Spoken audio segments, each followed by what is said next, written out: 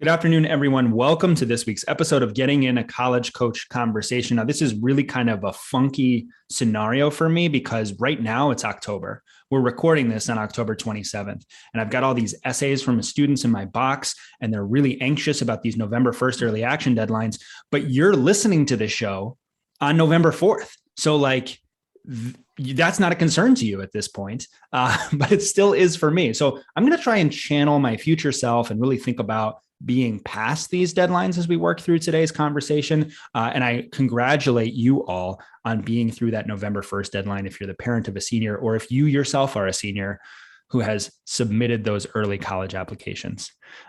Because things are just wild here at the end of October, we are going to go ahead and do some listener questions. This is one of our favorite ways to, first of all, take temperature of what you all want to know, but also give us an opportunity to relax into some good content that feels like it's a little bit more in our wheelhouse.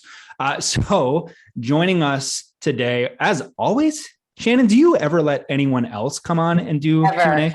I fight for them. This is my favorite segment. I never give them up.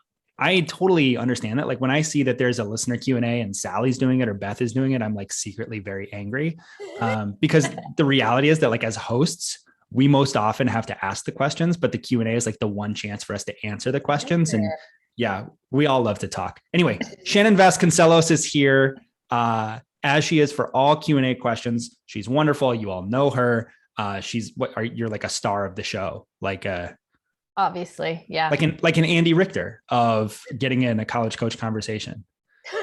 He's like is Andy Richter the star of the show? No, he's like, so you've got Conan and then you've got Andy. I'm the right? sidekick. The sidekick.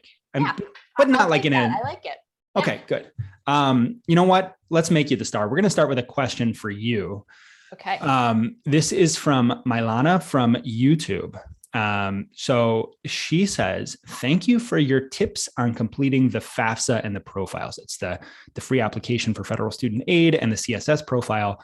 And then here's a quick question for you. Are COVID-19 relief payments considered untaxed income? Here's a new question for you. COVID-19 relief payment. A totally new question for me. And I had to think about it for a while. A lot of questions I've answered so many times, it just starts spilling out of my mouth. But I was like, ooh, good question, Milana. But the answer is no, they are not considered untaxed income. It gets a little into the tax weeds. I like getting into the financial aid weeds. The tax weeds, not my favorite subject, but those COVID stimulus payments that folks got were considered actually an advanced payment on a tax credit from the future. More time travel. I feel like our radio show is time traveling. The tax credits were time traveling. Yeah. But those stimulus payments were just an advance, essentially, on a future tax refund that you were owed. They are not considered income at all by the federal government. That would actually be kind of nasty if the government gave you a whole bunch of money and then said, we're going to take a quarter of it back in your taxes, and then we're going to take another quarter back in reduced financial aid eligibility. It doesn't count as income for any of those things. So you are good, Milana. You don't have to report it on the FAFSA or CSS profile, essentially anywhere. Awesome. That's great. That's a super easy one. I'm sorry I didn't ask you a question where you could go on a little bit longer, Shannon. But I know I do like to talk, but I think we got a few quick ones for me too. More. But I'm sure we're gonna have some long ones for you. And the first one comes in from Jennifer, and Jennifer says, my child is a freshman, a few years out from the college process. I'm curious about how being test optional will play out over several years. Specifically, applicants are being counseled to submit their test scores if they're at or above the average for a school. But won't that push the average higher each year until effectively no one will have scored high enough? Yeah, this is a great question. Because I think what it gets at fundamentally, Shannon, is like, what are test scores actually doing for us in the application process and in terms of assessing student readiness? So if we go back to, let's say 2019, 2018, I don't want to relive 2020 again. So we're just going to go back for the sake of argument. Yeah. So let's go back to 2019. Schools had scores that marked their averages, right? So if you wanted to get into MIT or Stanford or wherever it was, they would say, okay, here are the students that got in and here are their average test scores. And so the assumption behind that is a good score for that school. Now, I probably should be talking more about schools that are a little bit less selective because their testing ranges are much broader. And so let's say we have a range that's for the ACT 26 to 30 in that middle 50%, and the average is 28. Now, the assumption would be, okay, those scores are good enough, are strong in the middle for students that are typically getting into that school. Now, as Jennifer points out, when students selectively submit their scores, you're going to find that all the students that are at the lower end of that range are going to say, I'm not sure my scores are actually going to help me. So I'm going to keep them out of the puzzle. Yep. And I'm going to keep all the ones in the ones who are scoring in the middle and above are sending their scores. And what's happening is, you can't see this if you're not watching on YouTube, but that range is skewing higher. It's moving more and more in one direction. I think it's also compressing somewhat because there are fewer students out of the total population that are submitting their scores. So a score that was test required in 2019, but is test optional in 2021 has a much smaller percentage of their applicant pool that's submitting their scores. It used to be 100%. Now it's not 100%, could be as low as 35. I remember seeing a school that went test optional that had 35% of students submit scores. Right. Now, of course, those 35% are going to tend to have stronger scores. There are some students who maybe don't understand test optional and what it means and are still sending scores that are at the lower end, but those students probably are not as well prepared for admission, might not be getting in. And so the admitted student profile, again, really focuses on students who've gotten in. So we're going to see that skew upward pretty aggressively. Now, here's the question, though. It's like, what if a score of 28 was good for a given school in 2019? Why wouldn't a 28 be good for that same school in 2021 or 2022?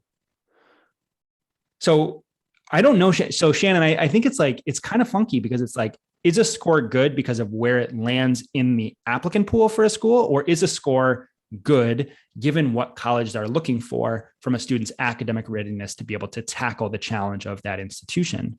And I think what we're finding is that scores tend to be good based only on the range in the applicant pool and less as an objective measure of a student's readiness for academic work, which makes you wonder, what's the point of scores altogether? And as a self-fulfilling prophecy, well, kind of has this circular effect of making more and more schools go test optional, fewer and fewer students submitting their scores, and the range getting more tightly compressed toward the high end of testers.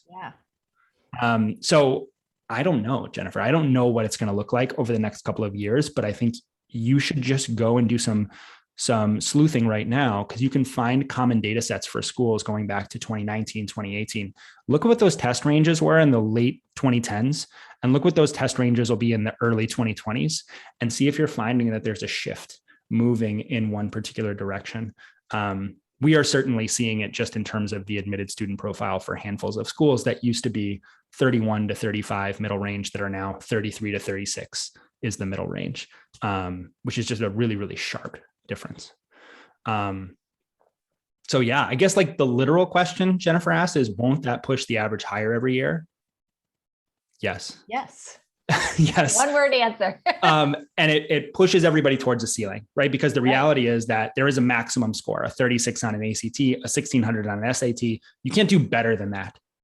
And so maybe there's a world one day where only perfect testers are sending in their scores, which effectively makes scoring meaningless, irrelevant in the admission process. Yeah, we'll see. I don't know. What that's so I'm trying to wrap my brain around it. It is so hard. So if in your original example where the 28 is a good score for this school in 2019 or whenever, in 2024, the average is going to be pushed up to a 30. Potentially, so you no longer send at a 28. That is no longer a good score.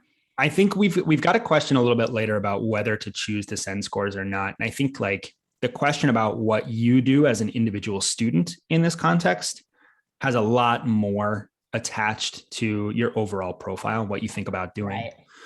But I do think that the question of how schools are using standardized test scores as this happens is a really interesting one. And I don't know that schools have necessarily figured it out just yet. This is kind of a rising tide lifting all boats. Like everybody's bottom end of their middle 50% is shooting up a little bit because of the selectivity of student sending scores, except for universities in Florida, the University of Georgia, which are still requiring testing. And so one interesting case study, Shannon, might be to go look at the numbers for those schools, see whether those are changing at all to sort of disprove the hypothesis that students are just getting better at testing in general. Right. Yeah. I don't know. We'll see. It's a great question. Jennifer could be an future admission officer in training with an insightful question like that. That's pretty good. We should invite Jennifer on. Jennifer, what other great questions? Think, Jennifer? I think they're fabulous. All right, let's go to another finance question.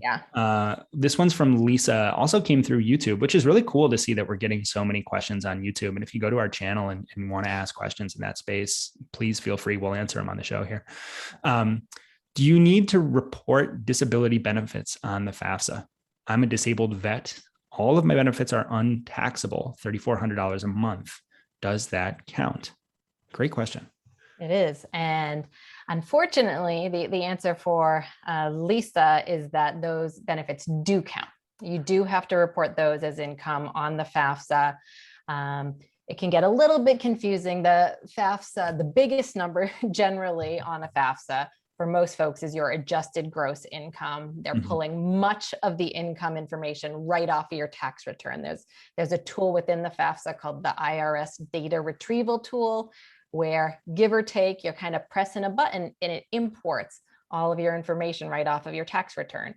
This was a great invention when they added it to the FAFSA a few years ago. It just makes it so much simpler to complete the form. So the majority of your income data is coming off of your tax return, but they do still currently in 2021 ask about a number of forms of untaxed income that you might have had. And Lisa's situation, the disability payments, they are asked for, as there's sort of a list of untaxed income. Do you have any of these forms of untaxed income? If so, report the amounts here. Disability benefits are one of them. The most common one, I would say, is payments to your 401k plan. If you have an employer-sponsored retirement plan, that is one that confuses folks quite a bit. If they've listened to our show at all, or go to a financial aid presentation at school, we often talk about how you don't have to report your retirement accounts on the FAFSA. Those are invisible assets for financial aid purposes, but the amount of your income you contribute in that one tax year that they're looking at still counts as part of your income. They're not looking at the balance of your retirement accounts, but they are still looking at the amount you contributed. And if it was a 401k, that money isn't taxed, but that's a form of untaxed income that you're reporting, like the disability benefits. If you receive child support, you're reporting that. If you have any tax exempt in interest income, like if you own municipal bonds, that would be another form of untaxed income. So there's a whole list of them. Disability benefits, unfortunately, Lisa, is on the list. So you do have to report those benefits on the FAFSA. Currently, I will say, sneak preview, and regular listeners may have heard a little bit about this in some past episodes. We have talked about the FAFSA simplification that is on its way, originally scheduled for the 23-24 school year. They bumped it back because they didn't feel like they had enough time to prepare to the 24-25 school year. Okay. And most of those forms of untaxed income that they are currently looking at are going away on future FAFSAs. They're basically just pulling income off of a tax return. That's allowing them to reduce the number of questions on the FAFSA quite a bit, which is nice for people. And that untaxed income is essentially going away in the future. Unfortunately, for now, it is still looked at. So if Lisa has a younger student who's in middle school, it may be that when she fills out the FAFSA, that income will be treated as not a part of the formula. That's exactly right. And it sounds like there's no clear distinction. And whether income is taxable or untaxable does not affect as a category whether it is included in the FAFSA formula. there can be some forms of taxed income. There can be some forms of untaxed income. They're really looking at overall, what is your income at the moment? That's exactly right. Yes. Cool. Great. I'm listening today. That's great. Let's see, Shannon, we got 2 minutes. Should we take a break and then come back? Yeah. All right, let's take a break. Sure. We've got more questions and we've got time, and we run the show here. So we're going to take a break. We'll come back with more questions. So don't go away. We're looking forward to seeing you afterward.